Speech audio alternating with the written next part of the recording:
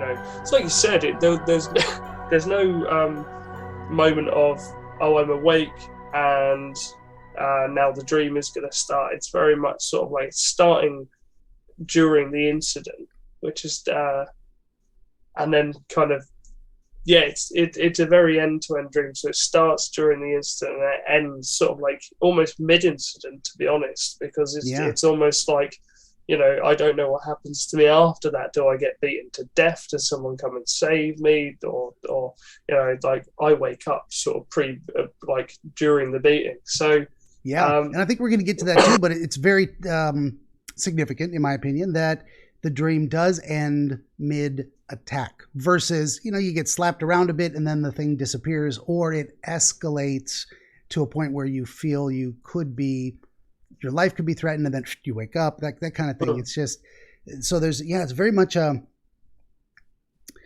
is it like if you're watching a video of a train?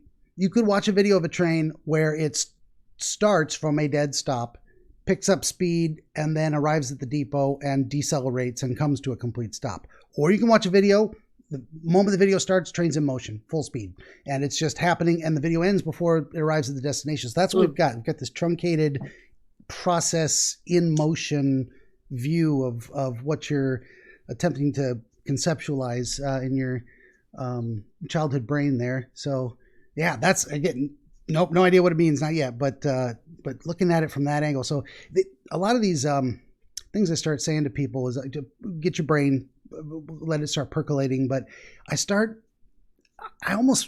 is a new analogy I just thought of. It's like we get this chunk of marble and there's a statue in there somewhere, and we just start knocking off little corners, and we're saying, it's this, but not that. Okay, there's a chunk. And then after a time you start going, I don't know what I was making or what this is, but now I'm starting to see it. That's kind of what the process does for us, is draws those little limits on where we put our focus. Anyway, I'm rambling. I love my analogies. It's very interesting. I think that's very clever, and it's almost like forensics, isn't it? We kind of like, you start off with this black bag operation. It's your job to kind of draw the lines and figure out where they all go. Yeah, it's definitely a detective. So I'd like to, this is self-aggrandizing, I'd like to think of myself as a Dr. House or Sherlock Holmes style, which actually, I don't know if a lot of people got that reference. Dr. House, Sherlock Holmes. It was basically a medical Sherlock Holmes reference. What's his name? So I think it's Gregory House. Gregory House. But also the funny thing, he had an opioid pain pill addiction, and Sherlock Holmes was an opium. It was like, and you got Wilson and Watson as well. Wilson's his clear psychic, and then Watson's Sherlock psychic. That was such a great show. That is proper clever. To be honest, I started watching that because my parents thought I was Asperger's when I was a kid. Turns out I was. But the literally way me too. The way I knew the hair wasn't for show. I know, right? So I'm just lazy and I like the way it touches my face. But they basically said to me, this is their way of dealing with me with autism at the time, was like, oh, we think you've got Asperger's because we've seen a show called House. You should watch it. And then that was it. It was left like that. And being just a little older than you, I've been a fan of Hugh Laurie going way back to when he was working with Rowan Atkinson in the 70s. Man, have you seen Fry and Laurie as well? Him with Stephen Fry doing some stuff and that is great. I didn't think he could pull off a dramatic role like that. I'm like, really, Stephen? Hugh Laurie in this type of it, and he nailed it. It really went from, brought the comedic aspect to it, but went the from like goofy comedy and silly absurdity to this really great dramatic role. It gives him character. Although he's got a sense of humor, that's just another aspect of the character, isn't it? And the interesting thing about Hugh Laurie, apparently he walked into the audition speaking in that accent, continued through the first areas of production basically with that accent, and it took the producers a while to figure out that he was British.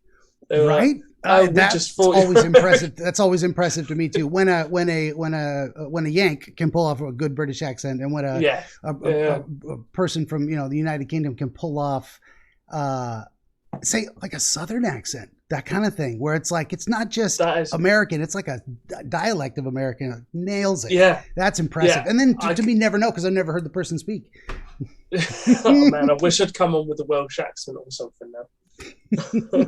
Got hair in my mouth. Talking about the hair. Oh, right. Oh, it drives me crazy. This is just the wild mountain man hair. Someone I used to work with told me I remind them of this myth of a Chinese hermit who was a crazy man, lived up, and it was like the nicest thing anyone's ever said to me. I'm like, oh yeah, you're like Schwanzer. That might have been the guy's name. Is that? There you go.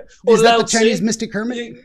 Well, you've got Lao Tzu, and then you've got Schwanzer, and yeah, you've got all of them, man. They're all basically old Taoist sages and stuff. Yeah, you that definitely really pass as a Taoist sage, yeah. Oh, thank you very much. That may be, honestly, if I could achieve something where yeah. You're doing it, man. I'm just living in that in my head. That moment, I got a feeling of like, oh, I would be so happy. I'm living the life of a sage right now. I'm trying. You're pursuing a level of intellect while just generally partaking in the natural discourse of experience. It's wonderful to see. I really do. Someone asked me on a radio show recently. They said, what do you want to be when you grow up? And I said, living in a cave on my own. Absolutely. Like that, because that would be so peaceful. Think about it. Although it'll take a while to get, over all the convenience that you've lost. But otherwise it'd be like, life makes sense here. Yep, it does. If I just have my own little space, I can be happy. For sure. Well, speaking of little spaces, we got this bedroom and